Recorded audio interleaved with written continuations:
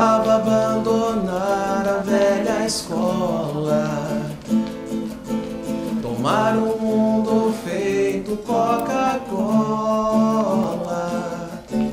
fazer da minha vida sempre o meu passeio público e ao mesmo tempo fazer dela o meu caminho só único. Me dá um beijo então, aperta minha mão. Tolice é viver a vida assim, sem aventura, deixa ser pelo coração. Se é loucura, então melhor não ter razão. Falávamos no último bloco sobre pertencimento. E a gente conversou aqui no intervalo, e eu acho que esse é um sentimento que deveria permear todas as pessoas. Porque quando você pertence a um relacionamento, você cuida dele. Quando você se sente pertencente a uma família, a um corpo familiar, você cuida daquilo ali. Quando a gente se sente pertencente a um lugar, a gente cuida daquele lugar. E eu acho que isso faz toda a diferença. E isso vem diretamente à nossa consciência da importância do voto. Esse debate que a gente está fazendo aqui é enriquecedor porque a gente está levando informações de todos os lados, de todas as vertentes, de quem pensa de todas as formas, para que a gente coloque as pessoas para pensar. Em 2018 a gente vem aí com uma eleição presidencial, uma eleição que já vem se desenhando, apesar de ainda não estar desenhada totalmente, mas a escolha de quem vai governar o nosso país. O país no qual estamos inseridos, onde a gente pertence e onde a gente precisa decidir quem vai fazer o melhor para a gente. Essa consciência do voto e essa importância do voto vem se perdendo junto com aquela descrença que a gente falava antes no sistema político e no político.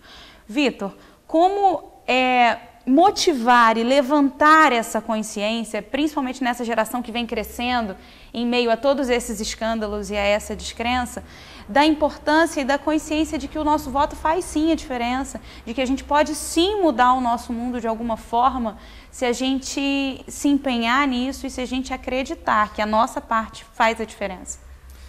Bom, primeiro nessa questão do pertencimento, né, é bom pensar no pertencimento como uma construção. Né? Isso é uma construção identitária, é uma construção histórica, né? E nem necessariamente toda forma de pertencimento está a favor de bons projetos. Né? Você pode se sentir extremamente pertencente a uma facção criminosa e praticar os maiores absurdos. Né? E, no entanto, você está completamente empenhado com aquela determinada coletividade e mergulhado ali. A própria causa do patriotismo pode estar também a serviço de projetos muito perigosos. Ninguém nega que Hitler era um patriota. Então, é preciso que você relativize isso também para você ter alguns tipos de outros compromissos, né? Compromissos humanos, compromissos democráticos, compromissos civilizatórios, compromissos que façam a sociedade caminhar no sentido de incluir mais, de ser mais justa, de distribuir mais os acessos. Né? Eu acho que esses são os compromissos que você tem que ter, e se você ama o seu país, né, se você tem laços de pertencimento com ele, você também vai querer buscar que o teu país caminhe nesse sentido, certo? Se você ama a sua cidade, seu estado, se você vai querer que esse pertencimento seja revertido numa aproximação dessa coletividade com esses determinados valores humanos que você defende. Né? Então, é preciso relativizar essa noção, porque também pode estar a serviço. Você vê, por exemplo, questões religiosas extremamente fanáticas, não é que não há dúvida nenhuma que há muito pertencimento ali, há muita identidade ali, e, no entanto, estão a serviço de projetos muito duros, não é? Muito nefastos. Então, até essa noção tem que ser relativizada. A questão do voto é uma das formas importantes de participação. Não é? No modelo democrático e representativo, numa sociedade complexa, muito ampla, onde é difícil você exercer a democracia diretamente, não dá para todo mundo decidir as questões públicas diretamente, né? Então você tem que ter algum sistema de delegação, de equilíbrio de poderes, enfim, todo o nosso sistema que a gente constrói que está mais moldado pela democracia liberal. Né? Nesse sistema, a gente tem o voto como um dos instrumentos importantes, né? Que eu pessoalmente procuro exercer. Né? Há todo um debate acerca, por exemplo, do voto nulo, né? Do voto em branco, essa coisa toda. Eu ainda tento. Entre todas aquelas opções que se colocam ali, por um motivo simples, eu não me sinto melhor do que nenhum candidato. Né? Se eles se colocaram, se eles foram para a política, eles fazem parte disso e eu também faço parte disso. Então eu tenho que escolher entre eles. Né? Se eu quero ser melhor que eles, então eu vou lá e me candidato. Se eu não me candidatei, então eu tenho que escolher um. Né? Eu tenho um pouco desse tipo de posicionamento com relação ao voto. Né? E como construir esse pensamento, motivar esse pensamento, levantar esse debate nessa época de tanta descrença? Eu queria que a gente levantasse aqui essa bandeira mesmo, não uma bandeira partidária, não uma bandeira de um extremo ou de outro, mas uma bandeira da importância de se buscar a informação, porque a informação ela chega, de toda maneira ela chega.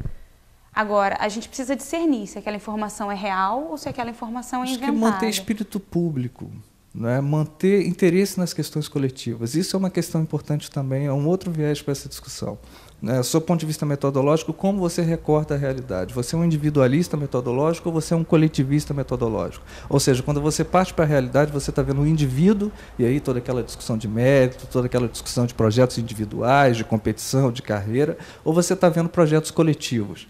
Você está se inserindo numa coletividade maior e você está pensando em políticas públicas, em discussões que tenham a ver com um impacto maior. Você está se inserindo numa determinada ambiência. Né? Então, para você criar esse tipo de envolvimento, você precisa se pensar como um agente coletivo, como alguém que está formado, num determinado ambiente muito maior do que você, muito maior do que a sua família, né? Muito maior do que o seu bairro, enfim, muito maior do que aquilo que você consegue experimentar imediatamente pela sua própria vivência. Né? Daí a importância da noção de tolerância, né? Para você ter capacidade de entendimento da realidade muito para além do seu umbigo, né, muito para além das suas necessidades mais imediatas. Né? Então, isso que faz criar essa possibilidade de engajamento, né, com as questões públicas, com as questões coletivas. O Atualize de hoje está acabando. Eu vou encerrar perguntando a cada um de vocês o que vocês esperam para os próximos anos no nosso país. Mas antes, eu quero aproveitar que você está aqui. Eu queria que você falasse do FDP para a gente. Sim, FDP. FDP, o Festival Doces Palavras, de 20 a 24 de setembro, na Praça do Liceu. É um festival de pertencimento, é um festival de memória local, de identidade local, que mistura duas grandes tradições campistas, literatura e doces. Né? É um festival literário que tem a nossa cara, que é uma realização da Prefeitura, com a Associação de Imprensa, Academia Campista de Letras, Câmara de Vereadores, o ENF, Liceu de Humanidades e Ordem dos Advogados. Repete a data para a gente não esquecer. 20 a 24 de setembro. Show de bola. Vamos começar com o Nilvinho, então. O que você espera para esses próximos anos aqui no nosso Ação país? E responsabilidade, em todos os âmbitos. Eu acredito realmente que é um momento de crise e que é um bom momento para se pensar, sim. Eu acho que daí que vem as grandes mudanças, é aí que a gente pensa, discute e é capaz de fazer alguma diferença. Acho essa discussão realmente maravilhosa e que todos tenham voz, realmente, né? E que daí surja algo bom. Eu sou uma otimista, então eu sou uma pessoa cheia de esperanças. Eu acho que vai vir alguma coisa boa por aí, sim. O que eu espero Bom, a gente falou muito de eleição presidencial, mas tem que chamar atenção para a eleição para o Congresso Nacional. Eu acho que a gente precisa melhorar muito a qualidade da nossa representação no Legislativo em todas as casas. Né? Muito do que a gente vem atravessando em termos de mazela nacional tem a ver com o Congresso Nacional. Então tem que prestar atenção muito no voto para deputado ou deputada também. É verdade. Eu espero que a gente pense a sociedade brasileira mais inclusiva, que a gente continue um processo de ampliação de garantia de direitos, né, ampliação da capacidade de participação, de instâncias de participação, de instâncias de representatividade, que a gente aposte na democracia, porque, como o Vitor falou no início, né, a gente vai aprender ou vai desfrutar de uma democracia fazendo. Então, a gente precisa experimentar esses momentos de polarização, de tensão, mas ter uma perspectiva de que que assim se faz, né, o processo, e que a gente possa, nesse processo, ser cada vez mais inclusivo, garantir mais espaços de participação e ampliação do debate democrático. Diego. Bom, eu só espero que a gente pare de se olhar como minoria. Eu acho que todo mundo, uma coisa que sempre fala, a questão da minoria, todo mundo quer se ver numa minoria oprimida, a gente tem que parar com essa coisa. Eu tenho que parar de olhar para as pessoas porque, eu sou negro, ele é branco, então eu não posso me juntar com ele porque senão eu vou estar perdendo a minha identidade, isso tem que parar, isso tem que acabar, entendeu? A gente tem que parar de olhar para o outro que é direita, é esquerda, é negro, é branco, é homo, é hétero, tem que parar com isso. Vou usar um termo bem popular. O barco está afundando, estamos todos juntos dentro dele, não tem ninguém fora, está todo mundo dentro, então tem que parar com esse pensamento, a gente tem que se unir, se juntar, conversar muito, dialogar, vai ter muita posição diferente. Gente, quando foi que a gente não conviveu com diferenças? A vida inteira a gente conviveu com diferenças, entendeu? Então a gente tem que aprender, a gente tem que reaprender, eu acho que é essa a questão, reaprender a aceitar as diferenças, entender, como ela falou, entender o ponto de vista do outro, a realidade, porque a realidade do ângulo que ele vê é diferente. Entendeu? Vai ser sempre diferente. Você quer saber como ele se sente? Vai lá, senta no lugar dele e olha para a situação. Então não fica jogando pedra se o seu posicionamento político, se a sua religião, se a sua doutrina, seja lá o que for que você tem na sua vida, te leva a jogar pedra numa outra pessoa, pare e pensa. Eu acho que a gente não vai chegar a lugar nenhum desse jeito. Entendeu? Então vamos parar, vamos pensar e vamos chegar mais perto do outro para conversar, não para acusar e para jogar nada, mas juntar e o que a gente pode fazer, como a gente falou, o pensamento coletivo. Não dá para ser só para mim ou só para você. Qual é o meu termo que pode atender a nós, eu e você ao mesmo tempo? Eu acho que é isso que está faltando, esse entendimento. Política, como ele falou, política é isso. Diálogo. É diálogo, todos. Há um meio termo que possa abranger a todos. O que vocês esperam para os próximos anos? Então, eu acho que a gente tem uma grande oportunidade de dar ao Brasil uma mentalidade política diferente de tudo que a gente já viu ao longo desses anos. Uma análise que a gente pode fazer com relação da diferença entre o Bolsonaro e o Lula é que quando o Lula surgiu, ele veio como se fosse uma representatividade do povo para a classe política. Mas, na verdade, ele era um projeto partidário. O Bolsonaro não, ele não vem com um projeto de poder partidário. Ele é uma pessoa que se mostrou durante todo esse tempo no cenário político que foi capaz de não se corromper como os outros políticos que a gente está acostumado, e ele está dando essa oportunidade. Antes a gente não tinha opção. A eleição, por exemplo, de 2014 era um fiasco para a gente, né, porque a gente não se sentia representado pelo Aécio de maneira alguma, mas era o menos pior. E uma coisa que a gente está levantando aí nesse cenário para 2018 é a questão do nosso sistema eleitoral. Ele não é confiável. A mídia passa, urnas eletrônicas, a gente sabe que tem uma empresa que é venezuelana que faz essa transmissão de dados, a gente está vendo a Venezuela lá numa ditadura, onde as pessoas aqui no Brasil estão fechando os olhos para isso, né, e quem está no poder não está fazendo nada, como um amigo ali falou, a gente é um país que lida com a diferença sempre, o mundo inteiro está aqui, mas desses últimos anos a gente foi dividido, todo mundo com o seu grupo de interesse, e eu acho que o Bolsonaro ele consegue resgatar essa ideia de união, de uma nação novamente. E eu fico feliz e torço para que o Brasil não perca essa oportunidade.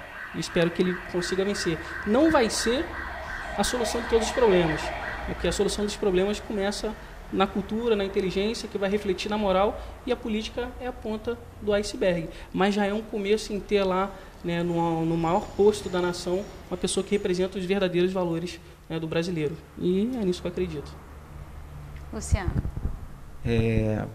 Gostaria de agradecer a oportunidade de estar aqui, representando os conservadores. Gostaria também de agradecer pelo pessoal que é do outro lado da esquerda.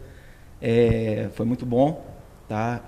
Mandar um grande abraço aos telespectadores aí, mandar um recado para vocês que, antes de vocês votarem, tá? Vocês pensarem muito no que vai acontecer no seu futuro, porque no voto não é um presente, o voto é um futuro para vocês, para os seus filhos, para os nossos filhos, para a nossa nação, desde o município até o federal. Pensem bastante em quem vocês vão votar. E, principalmente, fica um recado, procurem saber, porque hoje a informação está aí para quem quiser, a internet está aí, procurem saber quem está envolvido em escândalos e quem não está envolvido em escândalos. Nem de um lado, nem do outro. Somos todos brasileiros e o que eu espero para os próximos anos é que os nossos debates sejam fundamentados em ideias e não em ataques. Isso vai fazer toda a diferença, porque ano que vem tem eleição. Quero agradecer a presença de todos vocês aqui. Muito obrigada. Até a próxima. E é claro que a gente vai encerrar com música, né, Diego? Bom, como sempre. Today's gonna be the day that they're gonna throw it back to you. by now should somehow realize what you gotta do. 'Cause I don't believe that anybody feels the way I do about you now. And all the roads we have to walk are winding, and all the lights that lead us there are blinding. There are many things that I would like to say to you, but I don't know how. I don't know how.